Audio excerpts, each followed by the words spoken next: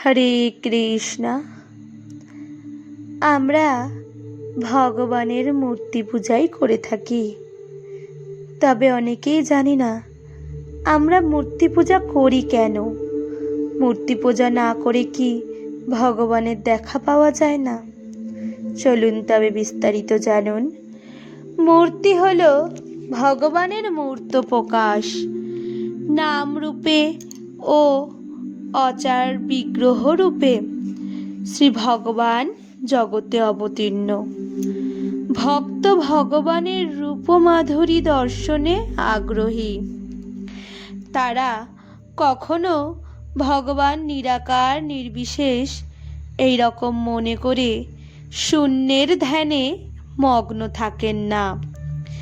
যার রূপ নেই তার কথা চিন্তা করা কিংবা ধ্যান করা অসম্ভব। ব্রহ্মাণ্ডের আদি জীব শ্রী ব্রহ্মা নির্দেশ দিয়েছেন ঈশ্বর পরম কৃষ্ণ সচ্চিদানন্দ বিগ্রহ, অর্থাৎ পরমেশ্বর ভগবান শ্রীকৃষ্ণ সৎ আনন্দময় বিগ্রহ। সেই অপ্রাকৃতিক রূপ আমাদের চর্মচক্ষুতে দৃষ্টিগোচর না হলেও এই ভূমণ্ডলে নাম ও অর্চা বিগ্রহ রূপে আমরা অনবরত তাকে স্মরণ ও দর্শন করতে পারি। শাস্ত্রে বলা হয়েছে, নাম বিগ্রহ স্বরূপ তিন এক রূপ, তিনে ভেদ নাহি তিন চিদানন্দ রূপ। ভগবানের নাম, ভগবানের শ্রী বিগ্রহ, ভগবৎ স্বরূপ, এই তিনের মধ্যে কোনো ভেদ বা পার্থক্য নেই, কারণ তা চিন্ময় বস্তু। অতএব চিন্ময় বস্তু স্থূল বুদ্ধি জড় ইন্দ্রিয়ের মাধ্যমে উপলব্ধ হয় না। চৈতন্য চরিতামৃতের মধ্যলীলায় উল্লেখ আছে, প্রাকৃতেন্দ্রিয় গ্রাহ্য নহে হয় স্বপ্রকাশ। অর্থাৎ বিগ্রহরূপে ভগবান প্রকাশিত হলেও মায়াবাদী নির্বিশেষবাদীরা মূর্খের মতো মন্তব্য করে যে মূর্তি বোঝা ভুল। শ্রীপদ্মপুরাণে নির্দিষ্ট রয়েছে, শ্রী বিষ্ণুর পূজা বিগ্রহে পাথর বুদ্ধি যার হয় সে নারকী। কলিযুগ পাবনাবতারী শ্রী চৈতন্য মহাপ্রভু বলেছেন, ঈশ্বরের বিগ্রহ সচ্চিদানন্দাকার, সে বিগ্রহে কহ সত্যগুণেরও বিকার। শ্রী বিগ্রহ যে না মানে সেই তো পাষণ্ড, অদৃশ্য অস্পৃশ্য সেই হয় যমদণ্ড। ভগবৎ বিগ্রহ সচ্চিদানন্দময়, অথচ মায়াবাদীরা তা সত্যগুণের বিকার বলে মনে করে।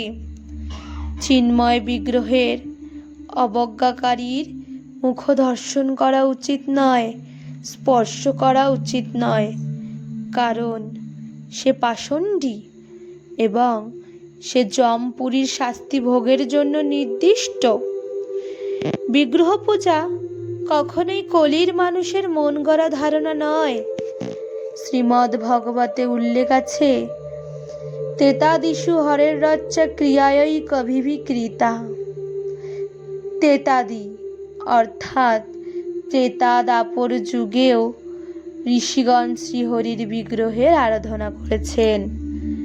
এই ভারতবর্ষে অনেক বিগ্রহ অধিষ্ঠিত রয়েছেন। এই সকল বিগ্রহের অপ্রাকৃতিক লীলাবিলাসের উজ্জ্বল ইতিহাস বিদ্যমান। ভারতবর্ষের সেই সেই স্থানগুলিও মহাতীর্থে পরিণত হয়েছে। শ্রীমদ্ ভগবতে আরও বলা হয়েছে, যত্র যত্র হরের রচ্ছা সদেশ শ্রেয়স্যাং পদম, যত্র গঙ্গাদয় নদ্য পুরাণেষু চ বিশ্রুতা। যে যে স্থানে শ্রীহরির প্রতিমা থাকে এবং যে স্থানে পুরাণ প্রসিদ্ধ গঙ্গা নদী বর্তমান, সেই দেশ মঙ্গলের আশ্রয়। এই কথা শ্রীকৃষ্ণ প্রেমতরঙ্গিনী গ্রন্থে উল্লেখ রয়েছে। মূর্তিরূপে যথা হরি করেন বিহার, ভকত জনের হয় যথা অবতার। সেই সব পুণ্যভূমি জানিহ বিশেষে, যত যত কর্ম ধন্য হয় সেই দেশে। কিন্তু কলিযুগে নাস্তিক সভ্যতার দুর্বুদ্ধি সম্পন্ন মানুষদের উৎপাতমূলক কার্যকলাপের ফলে সাধারণ জনমানুষে ধাম তীর্থের মাহাত্ম্যই ধরা পড়ে না। বর্তমানে মানুষ নানা দেব দেবীর মূর্তি বানিয়ে পূজা করছে, নেশা করছে, নাচছে, মদ খাচ্ছে, বহু জীবজন্তু বধ করছে, মাছ মাংস খেয়ে ফুর্তি করছে।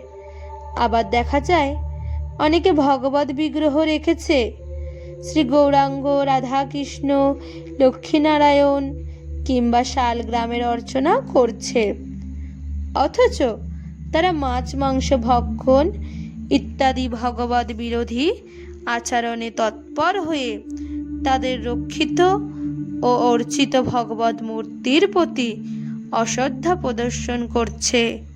সেক্ষেত্রে শ্রী বিগ্রহ পরমার্থপদ হন না, বরং অনর্থই ভোগ করতে হয়। তাই মাছ মাংস ভোজীদের দ্বারা ভগবানের বিগ্রহ পূজা একেবারেই নিষিদ্ধ। শাস্ত্রে নির্দেশিত সেই মূর্তি করি যে বা ভজে নারায়ণ, জীব হিংসা করে যদি নাহি প্রয়োজন। রাধে রাধে।